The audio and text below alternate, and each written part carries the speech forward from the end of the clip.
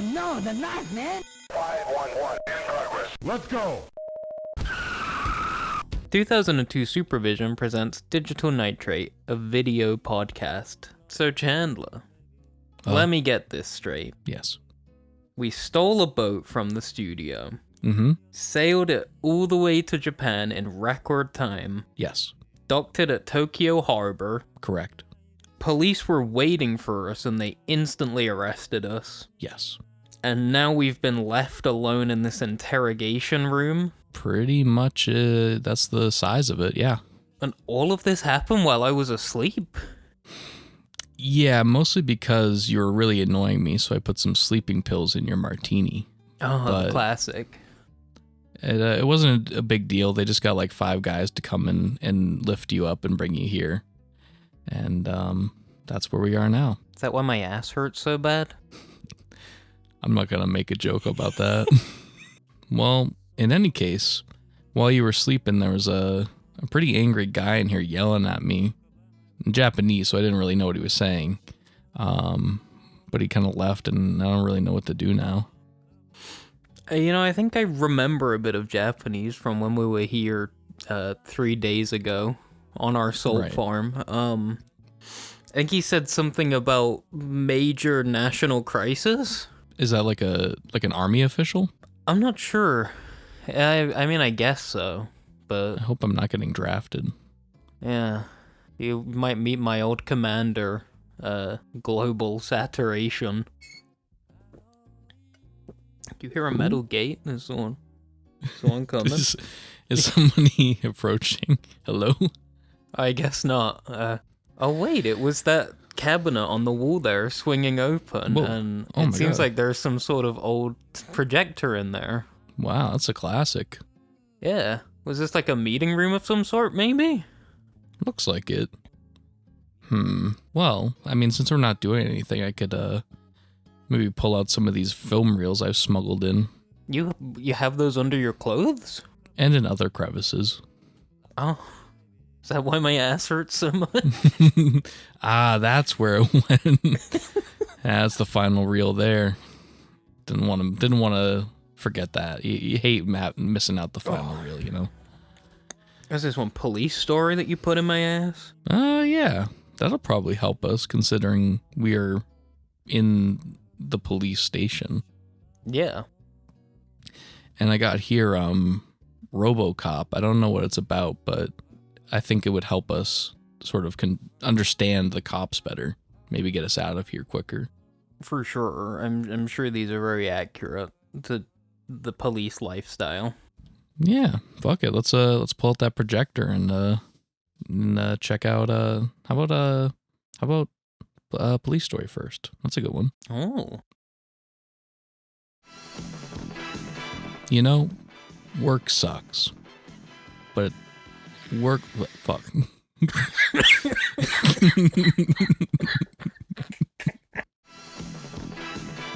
You know, work sucks, but nobody knows this better than Jackie Chan, whose name in this film I kind of forget. You know, he's doing his best, being a super cop, stopping crime any way he can, and then his motherfucker boss freaking messes with him all the time. It sucks. But anyways, he's got a cool girlfriend, he's got a cool car. Also, he is protecting a mob boss's wife or girlfriend, and it's all going a little haywire. Know what I mean, Joel? Nah, I've never been in that situation. I think his name was Chan. Oh, like Jackie. Is he in this? No, they got Tony Young. Fuck. Tony Young. Look, who's Tony Young? They got Tony Young, dude. They should have got Tony Hawk. All the Tonys. That's a good action film. Tonys. Just call it Tonys. The Tonys. It's like Takeshi's. Takeshi's, yeah. I feel like I can do a little better. Hit it. Compile it. Compile. Good start. Yeah. You know, work sucks. but nobody has it worse than Chan. Just a hard-working guy, doing his best, trying to keep his girlfriend pleased, and also getting involved with a mob boss's girlfriend. Yeah, no, I don't actually really have much else. I'm kind of blanking here. I'm drowning, dog. Cool, hit me with it. Should we just go with the first one? The first one when you say work sucks and then we both laugh. That may just be what we have to do. Yeah, that's our best take. Fuck it. I feel like just roll with it. 3 take maximum. After 3 takes, it becomes desperate.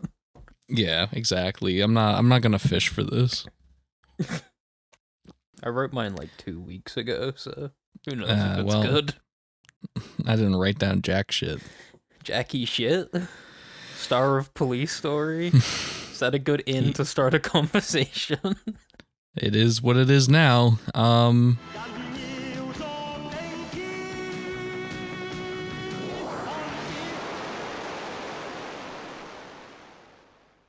What did you think of the film, Joel? Awesome. Look, what happened? What happened with my voice there? You're just having such a good time. What did you say to me? You're just having such a good time. Yeah. Yeah, Police Story is awesome. It like in the annals of history, it's very highly regarded, right, as Of course. excellent. So some issues, but other than that, incredible work. Yeah. I've watched this film many a time. I don't know when I watched for the podcast, I don't know if that was like my 4th time, maybe. It's just an extremely watchable film all the way through. First time I watched it actually was the first time I went to the Brattle Theater in Cambridge, Massachusetts. Wonderful little art house. And at the end, I cried. Because of the film or because you had to be in Massachusetts? Well, I've already shed all the tears I can for that. But the the ending action sequence at the mall was honestly one of the most amazing, beautiful things I've ever seen, and it made me cry, actually. Like, I was like, how could they have done this, right? Like, it was just so awe-inspiring, looking into the mouth of God. It's incredible work that they put in, and I think it was like 3 years ago when I first watched this. Most of what I remembered about this film was the first action scene, but unforgettable because they committed a war crime destroying that village. Definitely.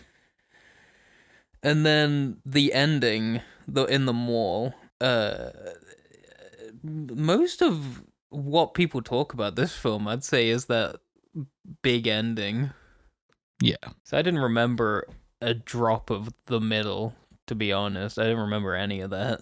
Well, this might be where, and I'm interested to hear what your issues with the film is, because I might have the same ones, and I feel like it has to do with this middle bit. Yeah. Pacing issues, mostly. Of course. Because you have the big action scene, perfect, like, mood setter for what's to come. Mm-hmm. Crazy, that it killed, like, everyone involved. Practically, yeah. I was watching the bloopers at the end, because that's bloopers. And, love that. all the footage from that is just people rushing to the aid of wounded stuntmen like soldiers in Vietnam. It's crazy. A lot of ambulances, a lot of stretchers in the blooper reel. You can't say that people didn't put their lives into this. All the trivia as well is just like Jackie Chan dislocated his hips and it strained his spine and burned his hands and everything. Tried to die making this film. It may have been a cry for help. It may have been, maybe he was hoping to let himself go into the great ether, but he just couldn't fucking do it. It was a cry for help in the sense that he made this film out of spite. Because of what's it called? The Protector? The one from 85 that he's in. It's like a police action film that apparently sucks. I haven't seen it, but apparently it's awful. According to Jackie Chan, who said, I don't like this film, I'm gonna make my own police action film with me. Hell yeah. And he clearly put everything he had into Police Story. And I wonder if he put in as much energy into The Protector as he did into this. I hope not, because that would definitely have killed him back-to-back shoots like this, but this feels very much like the ultimate 80s Hong Kong action film, like pulling out all the stops. Yeah. You know, Jackie Chan is at like the zenith of his career, basically his popularity. He has the experience, he has the background, he has the backers, you know, the production's ready to do it all for him. And this feels like the ultimate expression of an 80s Hong Kong action film. Back to what I was saying about the pacing issues after that first action scene. Right. There's a lot of not much. Right? Like what happens like right after that? He has his little montage of having to be a like goody two shoes traffic cop. Yeah. But he's too handsome and popular, so he basically gets re-promoted because you know, he's too beautiful and handsome. Written by Jackie, you say? Jackie Chan's like, you know what? I think this sounds like a great idea. So what if I was just so good and I broke the law and it was for the right reason? But I mean, it's a good point. The bits in between are funny. You know, you have the melodrama with his girlfriend. You have the comedy of errors with the mob boss that he is protecting, who hates him. And all of that's funny. But even at 100 minutes, there's, you know, a little too much, maybe. I think usually in like action films, it's segmented, right? You've got like big action opener, bit of a downtime, big action sequence here, downtime, action sequence, downtime, ending. Right. In this, like, the entire middle part isn't really segmented. There's some action and some downtime, but it's all blended in a way that feels like one long stretch rather than individual chunks of a film, you know? Sure. Very episodic, even. Yeah. Saying they could cut it into a TV show. Definitely. This feels like especially that sequence when he's doing that telephone gag, right? Like he's left alone at the station, has to handle all the telephones. Like, that's just like a sitcom or something. Which even stuff like that, Jackie Chan finds ways to make fun and interesting in ways other directors wouldn't.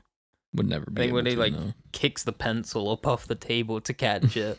Yeah. Just the littlest thing that makes it more fluid and kinetic than just he picks up a pencil. Right. Still, I do agree. This film definitely needs like a middle action sequence that's bigger than just like, I think he has like a one-on-one fight with that home invader. Yeah. But having something a little bigger in the middle would have been nice. There is when he goes to, I don't know what building it is, but when he goes to rescue Bridget. Oh, of course. Whatever her character's name is. But again, that doesn't last too long, and also it's still just this solid through line of this is drama and action happening at the same time, kind of like both pulling half duty throughout the scene.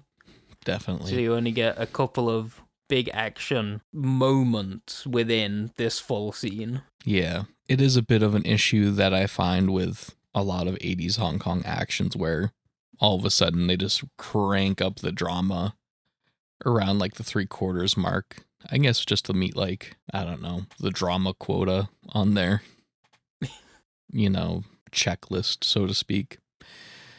But it does quickly go from there into the mall scene, which is, Yeah, which I understand why that's what everyone talks about, because that's where the most budget is. and at the front, because they literally had to make and destroy an entire town. I figured they just found a real town and just destroyed it. It's like, don't need this anymore. Left them all homeless, whatever. And Jackie's an honorary cop. He doesn't care about the homeless. Oh, like he would care about them, exactly. Yeah, I mean, the bits around the circumstances of going to the mall are a little unimportant to me. Something about hacking computers and codes and bombs, right? Am I right? Yeah, whatever the fuck was going on. All that really matters is that Jackie Chan was probably one day like going shopping, Christmas shopping, and he's going around to all the different stores, and he's like, how can I turn this into the ultimate action sequence? I could just see him seeing people flying through glass and breaking tables, and that's all he could see is people flying through glass. Any piece of glass he saw, he said, "I'm breaking that." The sugar glass budget for that sequence must have been just astronomical. And we have to double the sugar glass budget because apparently they used double thick glass, and that's why everyone was fucking injured all the time. Definitely did not help. And everyone was injured constantly. Constantly. I mean, at that point, why not just use real glass if you aren't gonna like care about people getting injured? I mean, fuck it at that point, yeah. Yeah. They used real glass on the light bulbs for the climactic pulse light. So yeah, here's the thing. That's the story. Every podcast has talked about it. I don't know how much we have to. We all know that the end where Jackie slides down the middle chandelier pole with all the light bulbs on it and lands at the bottom of the mall from the top. He, I imagine, was dead for, I don't know, 5 seconds at least. He had to have been, considering the burns and electrocutions and injuries that occurred from it. But here's the thing. You couldn't have made it a little safer, right? Like, well, I know the 3 injuries I listed at the beginning of this segment were about the pole slide specifically. He burned his hands sliding down it. Because those... were they incandescent lights? Because it's the 80s and they don't have 80s. LEDs yet. So they're like bright burning lights. Oh, yeah. Landed hard. Dislocated his pelvis. Injured 2 of his discs. I don't know which ones. Got up and continued to fight stuntmen because he was hopped up on adrenaline, I guess. But right, yeah. Like it's funny to think that, for us, it's a mere second of him getting up and fighting the stuntman.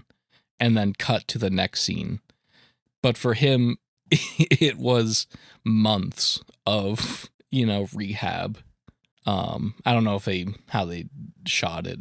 I doubt that it would be sequential after that, but that seems to be Jackie one to Chan's do at the very end. Crazy, so he might have. He may have just just fucking gone for it. Just waited 2 months and then got right back to it. Wouldn't be surprised if he just popped his pelvis back into place. Yeah. Realigned his spine with a bit of glass. Just I hope he donates his body to science at the end, just to so we can view what his body must be very different from other humans. He's donating his body to the police. Yeah, he would. They're gonna hang it up in the shooting gallery.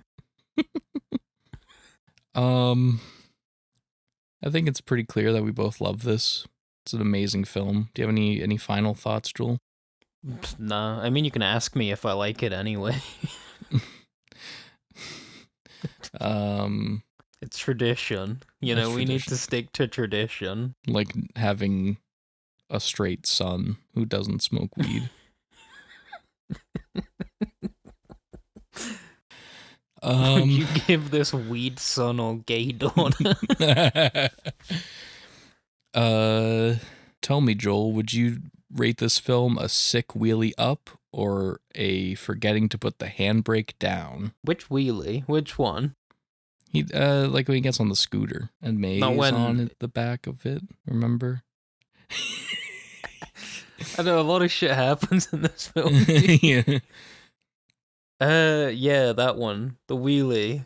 Who doesn't like a it's wheelie, good. and who doesn't like an action scene where men just try and kill themselves and then put it on a film? Yeah, that's real masculinity, not the shitty r/menonism or 4chan fucking incel shit.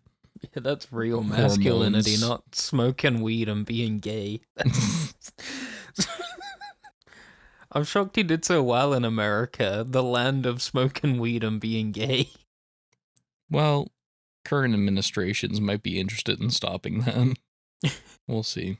What was the thing? Trump has like a legion of Hollywood fixers, and it's like Mel Gibson and someone. Oh, his ambassadors to Hollywood that are gonna bring in a golden era. Sure they are. Mel Gibson, John Voight, and Sylvester Stallone. I didn't even know why Sly is there. Well, honest with you, when was the last time he made a good film? It's That's what I been a thought. while. It's been a while. Rambo was a long time ago, buddy. All Detroit has a cancer. The cancer is crime. I mean, if somebody gave me $100, I'd show Schmeat on stream. Cool. We're leaving that in as the intro to my That is intro. admissible. That is admissible evidence that will be held in court. It's RoboCop. It's fucking RoboCop, dude. Alex Murphy has been viciously maimed and killed, but don't worry, he's been turned into the most efficient police brutality machine since the LAPD. RoboCop! Resurrected as the titular cyborg, Murphy must now fight to reclaim his humanity as he hunts down the man who murdered him, the dad from that 70s show. On the subject of savage, lifeless, inhumane entities, that 90s show is available now to watch on Netflix. Just look out, Danny Masterson. RoboCop is on the loose, and he might just shoot your balls and cock off. Your move, creep. So Chandler, this was your first RoboCop watch ever. This was my first RoboCopping. That's correct. It's not your first Verhoeven film, which No. is an even weirder choice for your first Verhoeven film, the one you did watch. Well, it's weird in the context of Verhoeven's career, but the first film I watched was Turkish Delight. Much different film. And you were expecting RoboCop to be like Turkish Delight?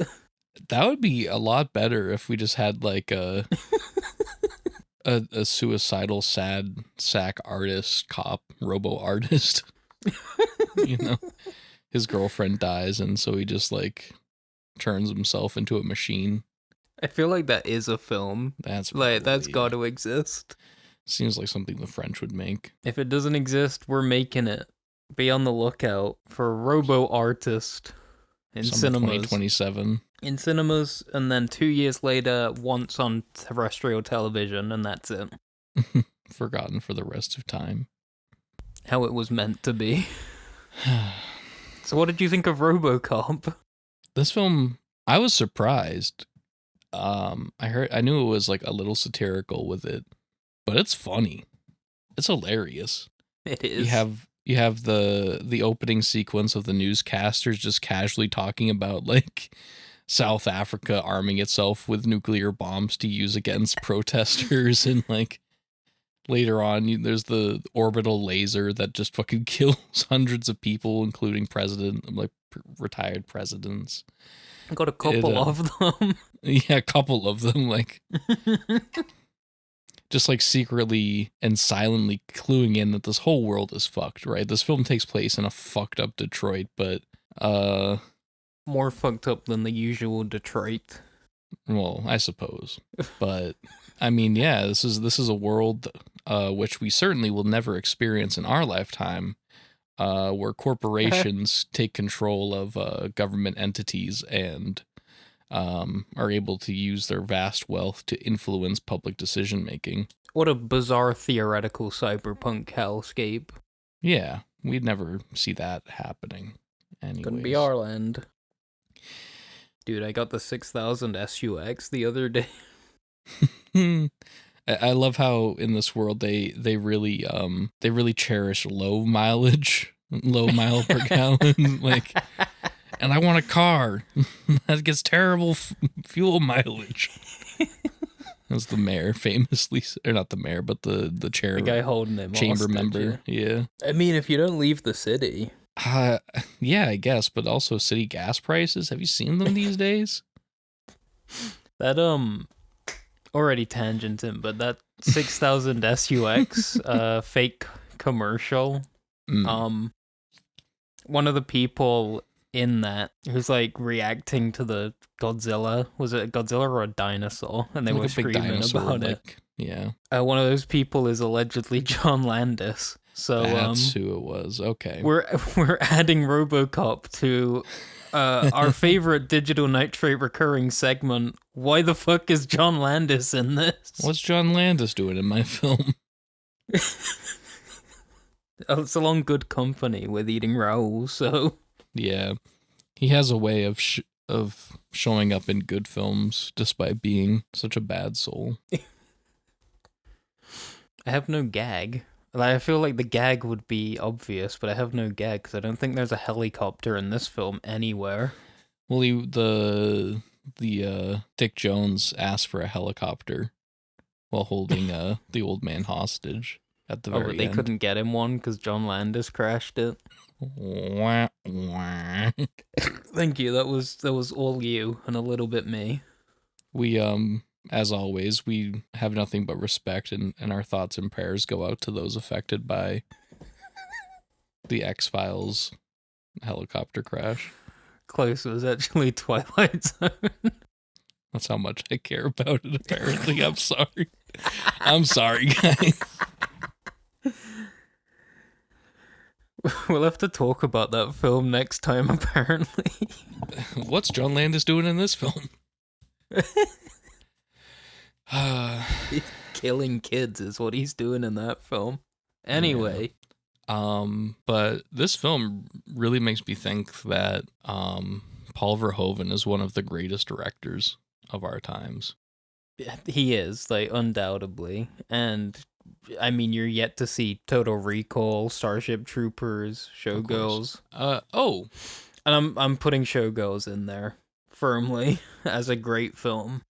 Yeah. Despite what some people would say. Rich Evans.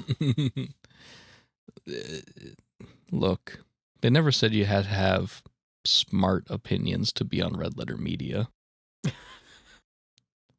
Sorry, should we say that when we want to possibly be guest hosts on Wheel of the Worst? Is this going to get us barred? This will be like Drake Kendrick. Which one are we? No, we're Drake. Oh. Bro. Now we're You've really seen never Showgirls, actually. I'm sorry? Allegedly, according to you, you've seen Showgirls. Oh, that's right, I have. This is your third Verhoeven. It's my third Verhoeven. Never mind. So it's all meaningless. Verhoeven sucks now. Yeah, never mind. I mean, of course you watch Showgirls first. It's just like a woman with a huge leg on the poster. Yeah, she got nice dogs. Or specifically It's a singular one that you dog. can see. It's one dog. I mean, 2 is too much to handle. Was that Otis Redding that said that? So despite the humor, I was really surprised. I mean, just without getting too sappy, this has an extremely powerful, like, human drama that Alex Murphy goes through of becoming a robot, literally a cog in the machine that OCP, is that the name of the evil corporation? Omni Consumer Products. What a great name. I love that 2 out of 3 of the words are Like consumer products. It's like calling your company It's a Alphabet good little gag. or Meta. I forgot that they're called Meta now. I always still call them Facebook. But Peter Weller, his performance as RoboCop is one of the best parts, I guess, why it stands in front of all the other fucking sci-fi dystopian films. Mm-hmm. He's incredible. He is. You know, he starts out as a real hotshot little piss boy police officer, tries his best, gets blown to shit. How he was still surviving after having like his right arm, his left hand, like most of his body like blown off with a shotgun, still standing, just for Red Foreman to come in and put a bullet between his head. Even that is part of like Verhoeven's classiness is because he likes religious imagery, and obviously RoboCop is born with a hand injury. He's we do a little stigmata. So I guess RoboCop is Jesus? Yeah, I guess Paul? so. Whatever you're on about. And RoboCop is the second coming of Christ. Yeah. Very luscious lips. Kind of, yeah. I wonder if that's the only reason, like, his mouth is out the whole time, is because he has the most luscious lips in the whole police force. We cannot waste these lips, like... I did notice that, and I was like, I feel like that is a bit of a design flaw, because obviously his armor deflects most damage, but if that's just his meat right there... Well, I suppose, like, having in filmmaking terms, having a little bit of human figure visible is that direct connection to his, like, inner humanity and all that lame nerd stuff. But, yeah, I figured the eyes maybe would have been a bit better, because the eyes are supposed to be, the window to the soul, the most human part of the body. But I figure they chose his lips because they're kissable. It's Peter Weller's handsome. He's a handsome man. Yeah, speaking earlier about kind of the action piece downtime, this film really kicks it right in the balls. Like, you do a little setup, you do a little shooting, you do a little setup, you do a little shooting. I mean, it's perfect, really. We get, again, like a bit of a montage of general police work. This was a lot more like I was reminded of Dirty Harry, because Dirty Harry has a weird montage where Clint Eastwood is like helping a suicidal guy. We'll talk about that another day, but obviously RoboCop goes about doing police work, and the most famous one is him accosting the two rapists in an alleyway. A strange land in Detroit, yeah. And he shoots him in the dick, doesn't he? Yeah, he sure does. And that's, I think it's our RoboCop remake, where they parody that by just having him attack like 100 rapists, and they're all shot in the dick. I think that's the ultimate justice, really. And I saw that clip, and I saw the RoboCop clip before I ever watched RoboCop fully, because I saw those as a child. And I think in my mind I melded the two, and I thought there was a lot more exposed junk in RoboCop than there turned out to be. I mean, not to put it past Paul, we do get some chest early in the film in the police station, but sadly no. In the shared locker room. That's something I was thinking, is everyone's pissing their pants about unisex bathrooms right now. In the 80s, we were predicting unisex locker rooms for the future, and no one gave a shit. Because let me have a little tangent real quick. Let me get on my soapbox, be a little woke here for a second. We love tangents and soapboxes. That's what we should have called this podcast. Honestly, fuck Digital Nitrate, shitty, stupid name. Okay, so especially in cases like this, where they're all coworkers, right? And they're supposed to be a tight-knit team. Like, y'all can't just, like, put clothes on in each other's company and piss in the same box. you know, without having to be, "Ooh, you're a girl, I'm a boy." Like, you guys are responsible for the law enforcement of the city. Like, get over it. No, because if a man sees a naked woman, he will instantly pop a boner and get her pregnant, and that can't be happening. Exactly. I mean, the 80s were a much more, surprisingly, despite a number of things going against women, as always, it was definitely a changing time for women politics and, like, women in the workplace, women in politics, like, the idea of women becoming on par with men, you know, definitely started a lot in the 80s. So there's always Despite that too. Reagan's best efforts. Yeah, or part of his efforts, because if the woman enters the workforce, that's more labor we can exploit. But that's a soapbox for another day. Especially because there's a lot of things we haven't talked about for RoboCop Oh, about, right. and we're running out of time. What's your big takeaways here?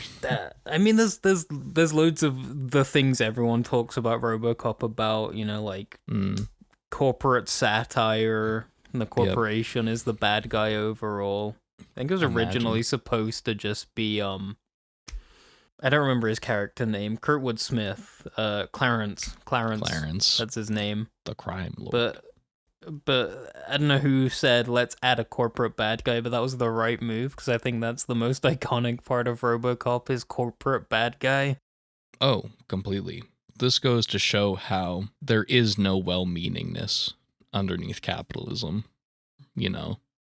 Because there is something to be said, obviously ACAB, but one of the big dividing moments is Alex Murphy, despite being kind of a dipshit, wants to be a good cop, and he wants to do good. And you also see that in his, what are they called, directives? Yeah. On the face value, the cops want to do good, at least in this film. But under the thumb of capitalism, that's just not, that's not what the overlords want, and it's not what you get at the end of the day. I feel like this may be a little cinema sins of me, but when they introduced the ED 209, Ed 209, did you have to load it with full armament? It worked for me in the sense that all these corporate guys are fucking morons. Right. Yeah. And also, like, how little his death seemed to have actually affected anyone. Like, it affected the old man, not so much as like, holy shit, one of my employees just died.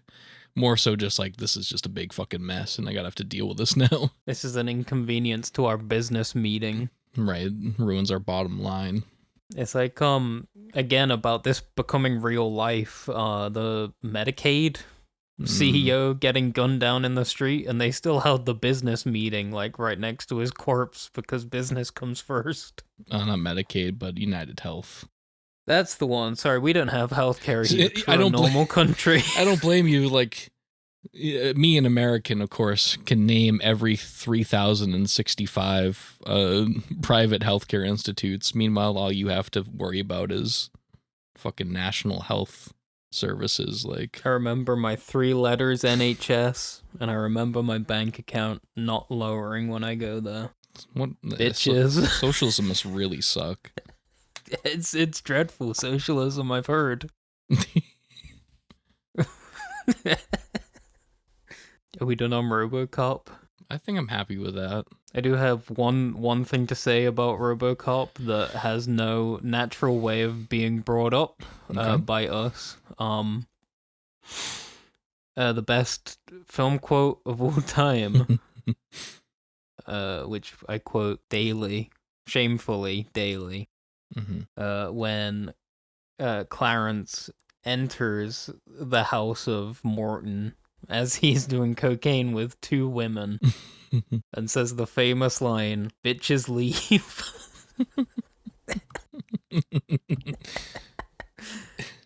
Oh, you know what? I might have a small thing to add on to that. Oh, go ahead. Add it. Add your bitches leave line. And I feel like this has to do with the 80s movie and the idea of like the action man going through this is that none of the people other than RoboCop are like cool badasses. Like Kurtwood Smith as Clarence, he's just like a guy. Yeah. And his thugs are just guys. And One I of feel them's a like mutant fish man briefly, but other briefly, than that, but before that, he's just a guy. And I mean, it's just like I feel like it fed into the power fantasy of men at the time, where it's just seeing just normal dudes be, you know, big shots. I feel like I don't know, might be a stretch, but that's just what I noticed. I wonder if because I've never seen the cartoon series and I've never seen the toy line. I wonder if there's any freaks on that, because kids like freaks. That's true. This is there's a subgenre of 80s R-rated action stuff that just becomes huge with kids, and they make like toys for it. This and like Alien and Predator, I think, both had toys. Yeah, that's kind of crazy. The Rambo toys. Yeah. It's just crazy because I feel like if I saw this as a kid, I could see how kids would like this, but if I watched this as a kid, I feel like I would be like scared. It'd be a little bit much for me. That's because you were a nihilist as a kid. We had different childhoods. If I saw this as a kid, I would have been like, fuck yeah, that's awesome. That dude blew up. Yeah. Wasn't classy enough for you. When you were a kid, you much preferred Turkish Delight. Being the thinking child. Yeah. Chandler. Huh. Seems as this actually is your first time seeing a film on the podcast, I think. So this is the most important one of all time. Oh shit. Will you give RoboCop a 6000 SUX? Or would you just buy it for $1? You know what? I think I'd get out my credit card and I'd go out and buy that 6000 SUX. That's good. That's beautiful. What would I'm glad you say? you like this and not the Mad Max Fury Road situation. No, obviously, as you could tell by our conversation, I quite enjoyed this. It's good because it's a classic. It's maybe Verhoeven's best. I do like Starship Troopers quite a lot, but Yeah, maybe we'll get to that at a later date. maybe we'll do Verhoeven special, perhaps. Ooh. Down in the comments, like and subscribe and tell us if you'd like to catch the next Verhoeven cast. Only get in the comments if you're sending us credit card info, please. With expiration date and 3 digits on the back. Do you need that stuff? Depends. I don't know. I use a debit card. That's another Britain thing. We don't do credit cards that much. Must be nice not having to rely on that.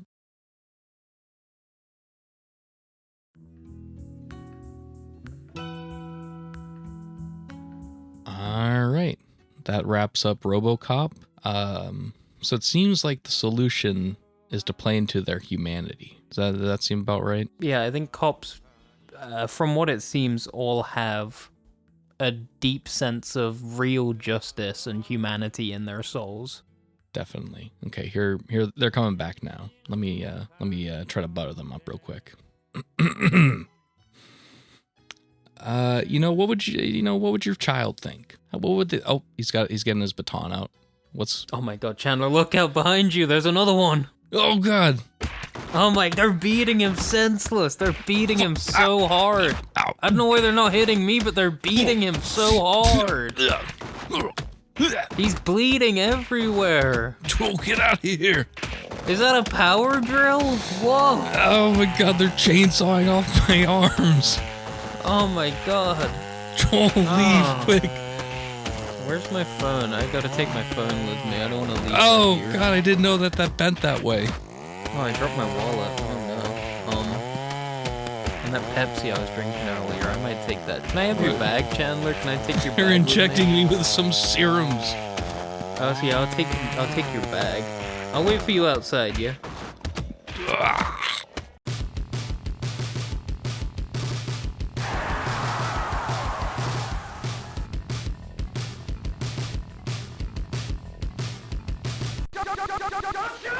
you're busted.